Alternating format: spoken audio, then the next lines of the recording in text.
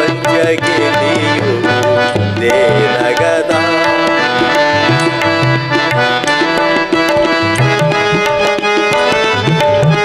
ನಿತ್ಯತೆ ಕಾಲದಿ ಕನ್ನಡ ನಿತ್ಯತೆ ಕಾಲದಿ ಶ್ರೀಹರಿ ನೆನೆದರೆ ಜೀವನ ಪಾವನ ಶ್ರೀಹರಿಯೇ ಜೀವನ ಪಾವನೊಳಗಿರೆ ಪ್ರಪಂಚ ಗೆಲಿಯುವುದೇ ನಗದ ಪ್ರತ್ಯಕ್ಷವಾಗಿ ಹರಿ ತನ್ನೊಳಗಿರೆ ಪ್ರಪಂಚ ಗೆಲಿಯುವುದೇ ನಗದ ಪ್ರಪಂಚ ಗೆಲಿಯುವುದೇ ನಗದ ಪ್ರಪಂಚ ಗೆಲಿಯುವುದೇ ನಗದ.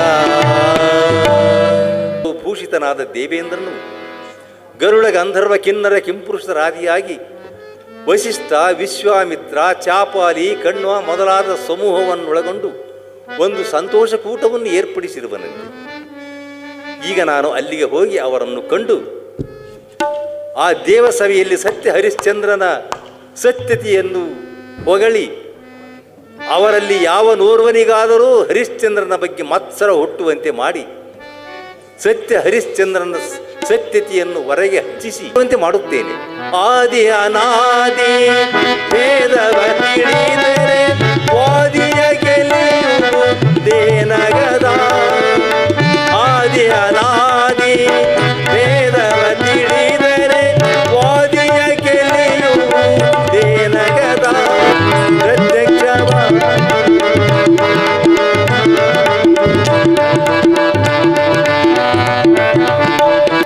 ಯಾರಲ್ಲಿ ಸೇವಕ ನರ್ತಕಿಯನ್ನು ಬರಮಾಡಿ. ಅಪ್ಪಣೆಯಾಗಲಿ ಪ್ರಭು. ಜಯ ಜಯ ಸಾಂಬ ಸದಾ ಶಿವ ಶಂಕರ ಜಯ ಜಯ ಸಾಂಬ ಸದಾ ಶಿವ ಸಮೂಹವೇ, ನಾವೆಲ್ಲ ಆ ಶಿವನ ಜೊತೆಗಿದ್ದರೂ ಭೂಲೋಕದಲ್ಲಿ ತಪೋನಿಷ್ಠರಾಗಿ ಜಗದ್ವಂದ್ಯ ಪರಮಾತ್ಮನನ್ನು ಒಲಿಸಿಕೊಂಡು ಆತನಿಂದ ದಿವ್ಯ ವರಗಳನ್ನು ಪಡೆದು ಗರ್ವದಿಂದ ಮೆರೆಯುವ ದೈತ್ಯಾಧಮರಿಂದ ನಾನಾ ವಿಧವಾದ ಬವಣೆಗಳು ನಮಗೆಂದೂ ಬಾರದಂತೆ ತಡೆಯಬೇಕಾದರೆ ಕರ್ತವ್ಯ ದಕ್ಷರಾಗಬೇಕಾದರೆ ಮಾರ್ಗವಾವುದು. ಇದಕ್ಕೆ ನಿಮ್ಮ ಅಭಿಪ್ರಾಯವೇನಿದೆ ಹೇಳಿ ದಯವಿಟ್ಟು.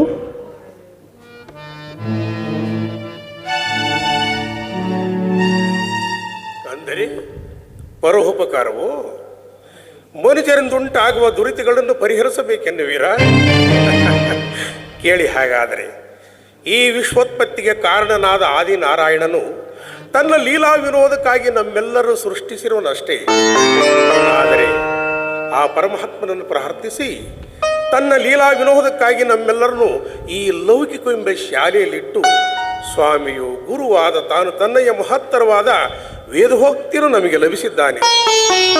ನಾವು ಅವುಗಳನ್ನು ಭಯಭಕ್ತಿಯಿಂದ ನಮಸ್ಕರಿಸಿ ಅದನ್ನು ಅಭ್ಯಾಸಿಸಿ ಆತನ ಸಾನ್ನಿಧ್ಯವನ್ನು ಹೊಂದಿದರೆ ಈ ಬಹುಬಂಧನಗಳು ದೂರ ಆಗುವವು ಎಂಬುದರಲ್ಲಿ ಯಾವ ಸಂದೇಹವೂ ಇಲ್ಲ.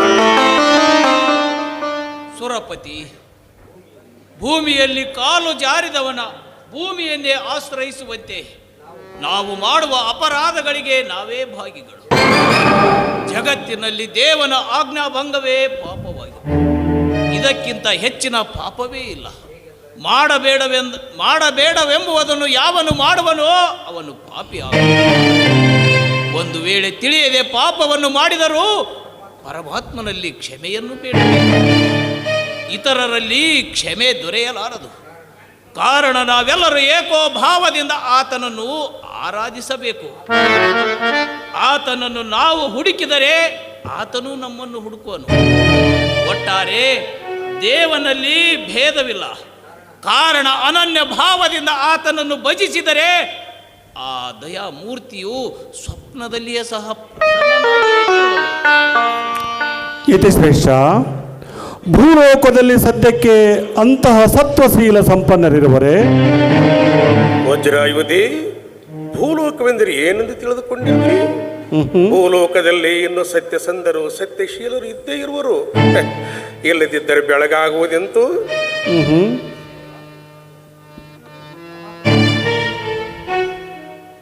ಮಹಾಪ್ರಭು, ದೇವ ಮೂರ್ತಿಗಳು ತಮ್ಮ ದರ್ಶನಕ್ಕೆ ಬಂದರು.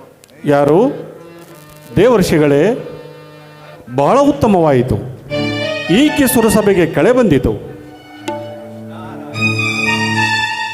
ಹೀಗೆ ಬರಬೇಕು ಅಜಾಸುತ.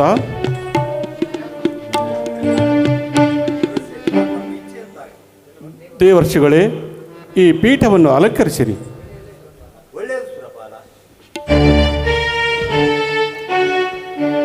ದೇವರ್ಷಿಗಳೇ, ತಮ್ಮ ಆಗಮನದಿಂದ ನಮ್ಮ ಸುರಸಭೆಗೆ ಇಮ್ಮಡಿ ಶೋಭೆ ಬಂದಿತು. ಮಾನಸಪುತ್ರರೇ, ಎಲ್ಲಿಂದ ತಮ್ಮ ಆಗಮನವಾಯಿತು? ಅಲ್ಲಿಯ ಸಮಾಚಾರವೇನು? ಅರುಹಿ ನಮ್ಮ ಸುರವೃಂಗವನ್ನು ಆನಂದಗೊಳಿಸಿರಿ. ನಾನು ಯಾವಾಗ ಬಂದರೂ ನೀನು ಈ ಪ್ರಶ್ನೆಯನ್ನು ಕೇಳುವುದಿಲ್ಲ.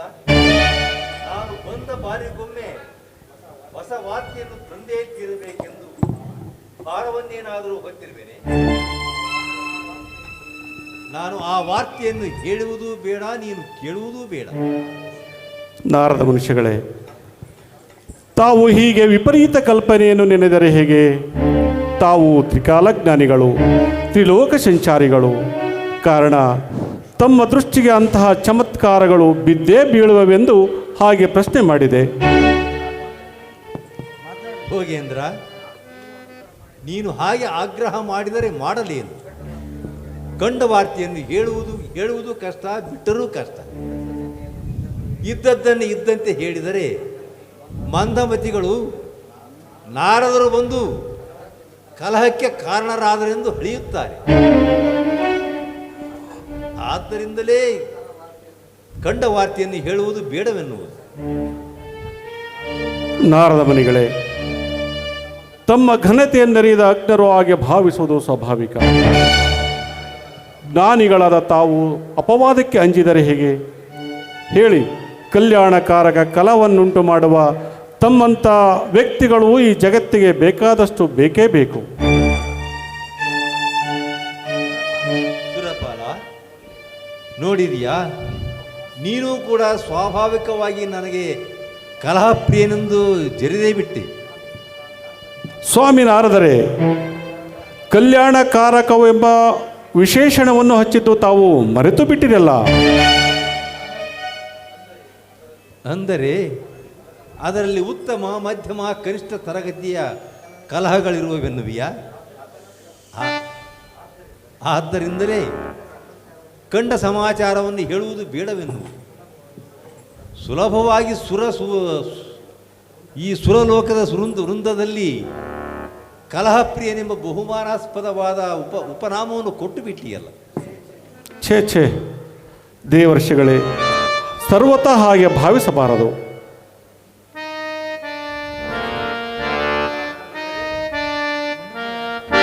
ತಮ್ಮ ಮಹಿಮೆಯನ್ನು ಅರಿದಾಗೆ ಭಾವಿಸುವುದು ಸ್ವಾಭಾವಿಕ. ಆದರೆ ಜ್ಞಾನಿಗಳಾದ ತಾವುಗಳು ಇಂಥ ಅಪವಾದಿ ಕಂಜಿದರೆ ಹೇಗೆ? ಸಹಸ್ರಾಕ್ಷ, ಕೇಳು.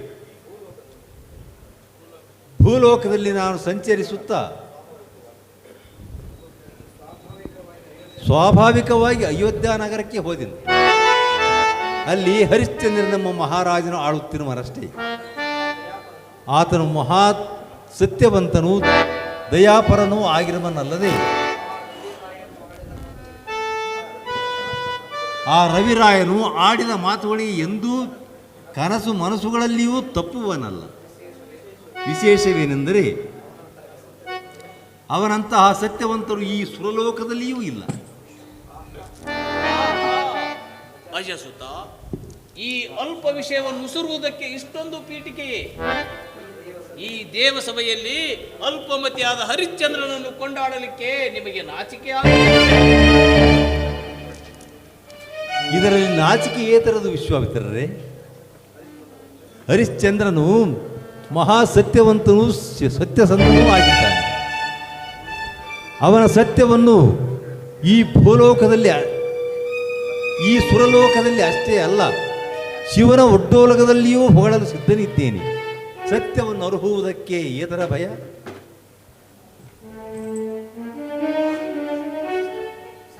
ಸತ್ಯ, ಸತ್ಯ ಶಚಿಪತಿ ಸತ್ಯ. ಹರಿಶ್ಚಂದ್ರನು ಸೂರ್ಯವಂಶಕ್ಕೆ ತಿಲಕಪ್ರಾಯನಾಗಿರುವನಲ್ಲದೆ ಬಹುಪುನಿತ, ಮೇಲಾಗಿ ಸತ್ಯವಂತ. ದೇವಋಷಿಗಳ ಮಾತಿನ ತಿಲಾಂಶವೂ ಸಟಿ ಇಲ್ಲ. ಇಷ್ಟೇ ಅಲ್ಲದೆ ಆತನ ಧರ್ಮಪತಿಯಾದ ತಾರಾಮತಿಯು ಹಾಗೂ ಪುತ್ರನಾದ ರೋಹಿತನು ಈ ಪೃಥ್ವಿಯ ಬೆಲೆಗಿಂತ ಅಧಿಕ ಬೆಲೆಯುಳ್ಳ ರತ್ನಗಳೆಂದು ತಿಳಿಯಿರಿ. ಸುರಪತಿ, ಈ ವಸಿಷ್ಠನ ಮಾತಿನಲ್ಲಿ ತಿಲ ಮಾತ್ರವೂ ಸತ್ಯಾಂಶ.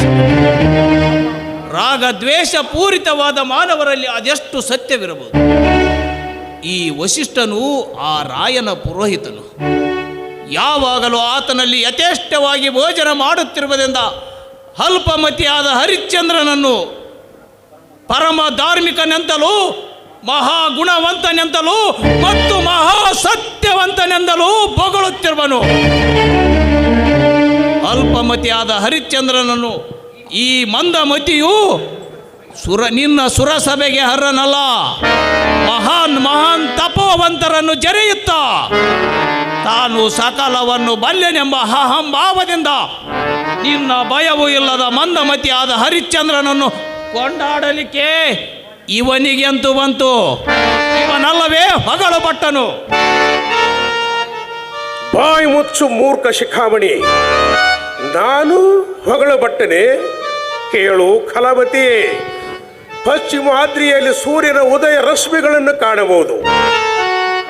ಅಮಾವಾಸ್ಯೆಯ ಮಧ್ಯರಾತ್ರಿಯಲ್ಲಿ ಚಂದ್ರನ ಚಂದ್ರಿಕೆಯನ್ನು ಕಾಣಬಹುದು. ಸಪ್ತ ಮಹಾಸಾಗರಗಳು ಬೇರೆ ತಪ್ಪಬಹುದು.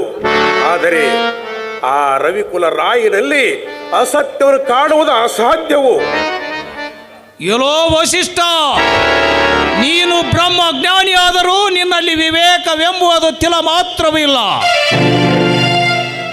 ದುರ್ಜನರನ್ನು ದುರ್ಜನರು, ಕಳ್ಳರನ್ನು ಕಳ್ಳರು, ಸುಳ್ಳರನ್ನು ಸುಳ್ಳರು ಪ್ರಶಂಸಿಸಿ ಮಾತನಾಡುವಂತೆ ದುರಾಭಿಮಾನಿಯಾದ ನೀನು ಆ ರಾಯನನ್ನು ಹೊಗಳುವುದು ನಿನ್ನ ಸಹಜ ಗುಣಧರ್ಮವಾಗಿದೆ. ಏನು ಬೊಗಳಿದೆಯೋ, ಏನು ಬೊಗಳಿದೆ? ನಾನು ದುರಾಭಿಮಾನಿಯಾದುದರಿಂದ ಆ ರಾಯನನ್ನು ಹೊಗಳುತ್ತಿರುವೇನೆ. ಕೆಲವೋ ಭಂಡ ಕೌಶಿಕ, ಬೋಲು ಜೋಕೆ. ಇನ್ನೊಮ್ಮೆ ಹೀಗೆ ನುಡಿದರೆ ಪರಿಣಾಮ ನೆಟ್ಟಗಾಗಲಿಕ್ಕಿಲ್ಲ. ಎಲ್ಲೋ ವಸಿಷ್ಠಾದಮ, ಯಾರ ಮುಂದೆ ಈ ನಿನ್ನ ದರ್ಭೋಕ್ತಿಗಳನ್ನು ಸುರುತ್ತಿ? ಸಾವಿರಾರು ಸಾರಿ ಹೇಳುತ್ತೇನೆ, ಹರಿಶ್ಚಂದ್ರನು ಸತ್ಯವಂತನಲ್ಲ. ಅವನ ಗುರುವಾದ ನೀನಂತೂ ಮೊದಲೇ ಸತ್ಯವಂತನಲ್ಲ. ಎಲವೋ ಮಂದಮತಿಯೇ. ಆ ರವಿರಾಯನು ಸತ್ಯಭ್ರಷ್ಟನೇ? ಏನು ಮಾತನಾಡುವಿಯೋ ಎಲ್ಲೋ ಮಂದಮತಿಯೇ. ಹಿಂದು ಮುಂದೆ ನೋಡಿದೆ ಆ ಸತ್ಯ ಹರಿಶ್ಚಂದ್ರನ ನಿಂದಿಸಿದರೆ ರಸನಲ್ಲಿ ಕ್ರಿಮಿಗಳಾದವು. ಹುಲು ತಪಸ್ವಿಯೇ. ಎಲ್ಲೋ ಪಶುವೆ, ನಾನು ಹುಲು ತಪಸ್ವಿ. ಮುಪ್ಪಿನ ಕಾಲಕ್ಕೆ ಕಪ್ಪು ಕಂಠಿಯನ್ನು ಹಠದಿಂದ ಧ್ಯಾನಿಸಿ ಬ್ರಹ್ಮರ್ಷಿ ಎಂದು ಹೆಸರು ಪಡೆದ ನನ್ನ ಸತ್ವವು ನಿನಗೆ ಗೊತ್ತಿಲ್ಲವೇ? ನಿನ್ನ ಪಿತನಾದ ಬ್ರಹ್ಮನಿಗೆ ಪ್ರತಿ ಬ್ರಹ್ಮನಾಗಿ ಪ್ರತಿ ಸೃಷ್ಟಿಯನ್ನು ನಿರ್ಮಿಸಿದ ಚಂಡ ಕೌಶಿಕನಿರುವೆ.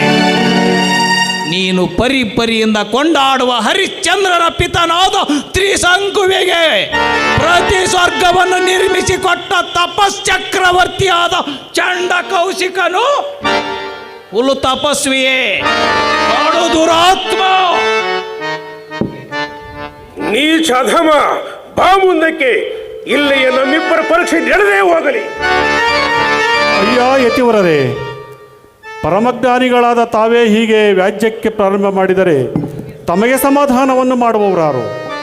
ಬೇಷ್ ನಾರದರೆ, ಇಬ್ಬರಿಗೂ ಕಲಹವನ್ನುಂಟು ಮಾಡಿ ತಾವು ಸುಮ್ಮನೆ ಕುಳಿತು ಬಿಟ್ಟಿರಲ್ಲ. ಇದೊಳ್ಳೆ ಪ್ರಸಂಗವಯ್ಯ. ಇದ್ದ ಸಂಗತಿಯನ್ನು ಇದ್ದಂತೆ ಹೇಳಿದರೆ ಈರುವರು ಕಲಹ ಮಾಡಬೇಕೆ? ಇದರಲ್ಲಿ ನನ್ನ ದೋಷವೇನು?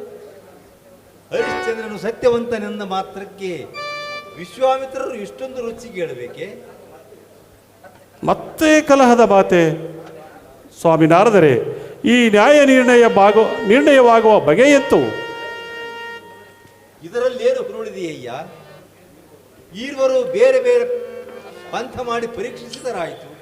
ಆಗ ತಾನೇ ಹರಿಶ್ಚಂದ್ರನ ಸತ್ಯತೆಯು ಹೊರಬೀಳುವುದು. ಎಲ್ಲೋ ನಾರದ, ವಸಿಷ್ಠಾದಿ ಸುರವೃಂದವೇ, ಹರಿಶ್ಚಂದ್ರನನ್ನು ನಾನು ಸತ್ಯಭ್ರಷ್ಟನನ್ನಾಗಿ ಮಾಡದಿದ್ದರೆ ಇದುವರೆಗೂ ಗಳಿಸಿದ ತಪೋಬಲವನ್ನು ಈ ವಸಿಷ್ಠನಿಗೆ ಬಿಟ್ಟು ಕೊಡುವನಲ್ಲದೆ.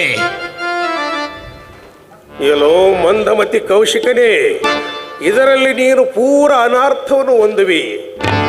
ಆ ಸತ್ಯ ಹರಿಶ್ಚಂದ್ರ ಸತ್ಯತೆಯಿಂದ ಒಂದು ತೃಣ ಮಾತ್ರ ಚ್ಯುತನನ್ನಾಗಿ ಮಾಡಿದರೆ ನಾನು ನನ್ನ ತಪೋಬಲವನ್ನು ನಿನಗೆ ದಾರಿ ಏರಿವೆ.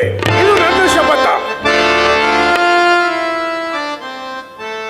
ಯಾರು ಬೇಡವೆನ್ನುವರ್ಯಾರು?